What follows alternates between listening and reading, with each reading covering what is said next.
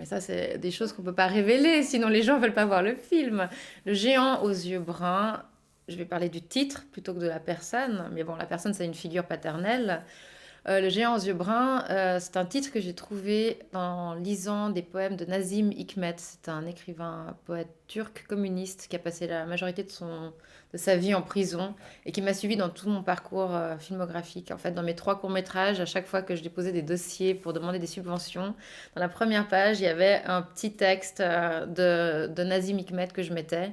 Et comme il m'était impossible de trouver un titre pour ce premier long métrage, quelqu'un m'a dit, cherche dans ton cœur, tu trouveras la réponse. Je trouvais ça très nul comme phrase. Je me suis dit, mais donne-moi toi un titre, je recherche un. Et finalement, je me suis dit, mais c'est vrai, dans mon cœur, il y a quoi? Il y a ce type, Nazim Hikmet, qui m'a accompagné dans mes courts-métrages, bah, qui me fasse arriver au long. Et du coup, j'ai trouvé dans un de ses poèmes ce titre, qui était Le géant aux yeux bleus. Donc, je l'ai un peu adapté au film.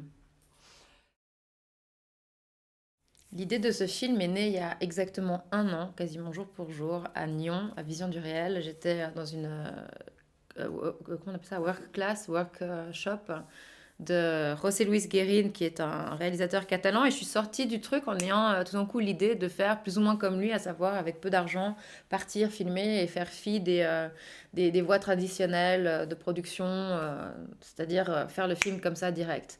Et du coup, j'ai vite appelé quelqu'un que je connaissais, à savoir l'actrice, qui n'est pas une actrice, la protagoniste principale, qui m'avait parlé d'un départ prochain pour l'Azerbaïdjan. Comme elle n'avait pas eu la chance de retourner là-bas depuis des années, depuis quasiment 5 ans, mon idée était de la suivre et puis de voir comment elle allait se retrouver avec son père, avec sa sœur aînée de 19 ans et sa famille qu'elle n'avait pas vue. C'était ce choc des cultures que je voulais suivre.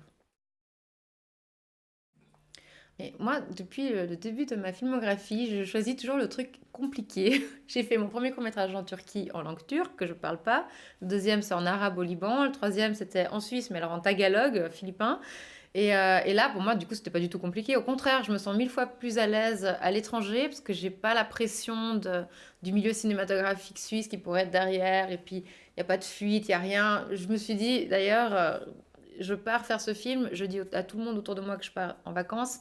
Comme ça, si je reviens et que j'ai pas réussi à faire un film, bah, personne ne le saura. Ça sera étouffé. Et si par contre j'arrive à faire un film, bah, là, je dis à tout le monde que je suis partie faire un film en Azerbaïdjan. Ah oui, alors il faut regarder sur Wikipédia. On regarde comment on écrit distributeur et quelle est la fonction d'un distributeur. On en contacte quelques-uns qui vous diront un film en Azerbaïdjan, en russe, docu-fiction. Il n'y a pas Angelina Jolie ou il n'y a pas quelqu'un de connu, non, donc pas intéressé. Et comme mon film a été présenté à Rotterdam, il a Vision du réel, après il part en compétition à Indie Lisboa, donc il a déjà un début de parcours en festival qui est un petit plus.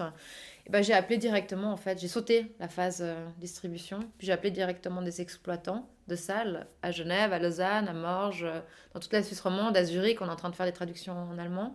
Et les gens ont dit, bah, on le prend, on le diffuse nous. Donc du coup, j'ai fait, bah, alors je deviens moi distributrice.